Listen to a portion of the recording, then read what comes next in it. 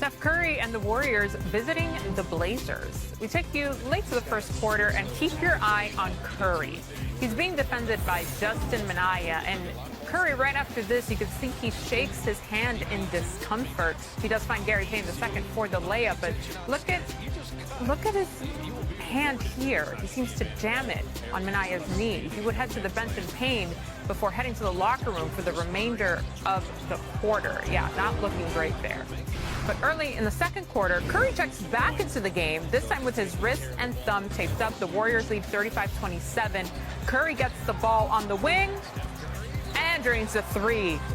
I bet he's doing all right now. Warriors up by 11. Just over 2 to go in the first half. Warriors up by 10. Jimmy Butler, the third, passes to Curry, who hits the three. 10 points, 4 boards, 4 assists in the first half for Curry. Early third quarter, Warriors lead 59-42. Butler to Draymond Green, finds Curry for the layup. Curry would end with 14 points. Under 8 to go, Green to Butler for the alley-oop. It was at Warriors up by 25. Just over a minute to go, Warriors up by 14. Butler goes up and under for the layup and the foul. 24 points, 5 boards, 7 assists. Warriors win 103-86. Here's Steph at the podium.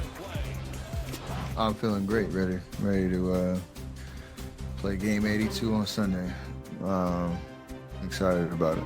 I don't want to be too dramatic. Like it should be a game 7 kind of vibe. You win, and again, you control your destiny on a guaranteed playoff series. You lose, you roll the dice. So I think I said the last game, like good teams find a way to win, big games like that. And tournament, but the Timberwolves can finish between 4th and 8th, while the Clippers, Nuggets, and Warriors can all finish as low as 7th. NBA analyst Kendrick Perkins joins us now as we try to make sense of the West. And Perk, one of the Nuggets, Clippers, Warriors, and Timberwolves will end up in the West play-in. Now, which team would have the most serious problem if they don't make the top 6? Well, Linda, first of all, can we give a moment and give flowers to Adam Silver in the NBA for the addition of the play-in tournament? Love it. It's been the best thing that has happened to the NBA the last 10 years. You know what I like to call it? Because we're getting high-level basketball. What you call it? I call it April anxiety. Do you like that? I love it. I actually love it because we're getting high-level basketball in April before the postseason because it matters. And when I think about a team that needs to stay out of the play-in tournament, out of those teams, it's Golden State. Think about it. They was behind the 8 ball before they made the trade for Jimmy Butler. They were basically a lottery team. So after the trade, they have been playing playoff basketball to get back in the mix and now back into the postseason. And so any team, when you have vets like Draymond, Steph, and Jimmy, and the miles that they have on their body, and they're able to secure that 6th spot and be able to get a week of rest, will do wonders for the Golden State Warriors. So I'm looking at this Warriors team who have a legit shot at making the NBA Finals. They need this week of rest and to stay out of the play-in tournament. I believe it's Golden State. I believe they will capture the 6th seed. I think when you look at the uphill battle that they had to face since acquiring Jimmy Butler at the trade deadline, they were behind the 8 ball. So they've spent a lot, they exhausted a lot of energy to get to this point. And when you look at the old heads and Steph and Draymond and Jimmy, that week off would definitely help them going into the postseason. And by the way, they want to get to the 6th seed because I like them against the Lakers if the Lakers are the 3rd seed. I like the Warriors. I like that matchup, especially when you look at how the Lakers play defense, pack in the paint, and give up a lot of three-point shots. That's kind of been the recipe that J.J. Redick has designed for this Laker defense. I like the Warriors to get that 6th seed, and if they face the Lakers in the first round, the Lakers got the 3rd seed, the Warriors are going to pop the Lakers.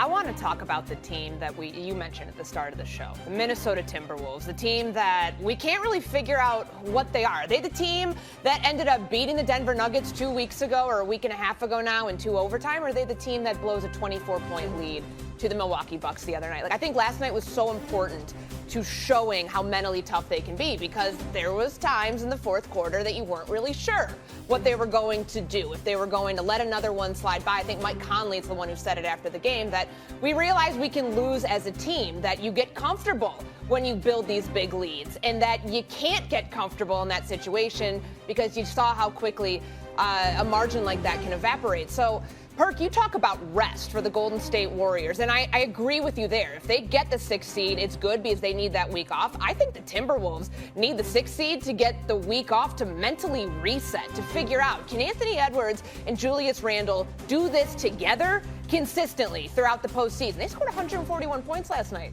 That's tied for the most that they've done all season. So they've shown that in vulnerable situations, this is a team that, with its back against the wall, rely on Anthony Edwards. He's a walking bucket. He's a superstar. He can do so much in the postseason like we've seen before. But with the analytics telling us right now that they have the best chance, 88% according to ESPN Analytics, to get the 6th seed, they've got to cruise the rest of the way, and they've got a winnable schedule. Nets at home and the Jazz at home. So I'm thinking 6th seed for them. They're going to take that week off. They're going to be feeling pretty good about themselves going into the first round of the playoffs. I'm sorry, Cronin. I got to go with my guy Perk here and say that this is about the Golden State Warriors avoiding that play-in. You need that rest. You do not want to go out there and risk falling to the 8th seed, especially in playing OKC in that Thunder squad.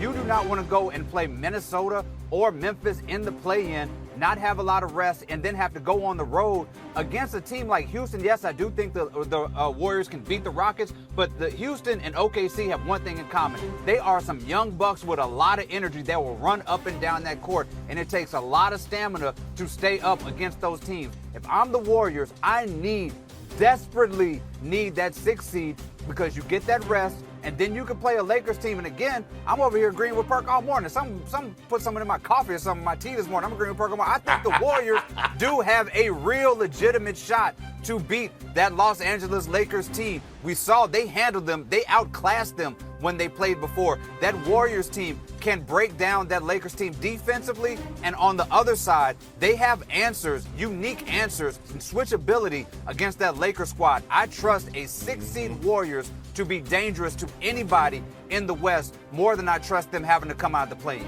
When is Jimmy Butler great? Always at the beginning, never at the end. He's there for 2 more years after this. You're closing in on the end. If you don't make a run this year, this is the best time for him. But I want to follow up with one thing, Perk, that you said, because it's very interesting to think. The reason the Warriors need the 6 is because they have a path now.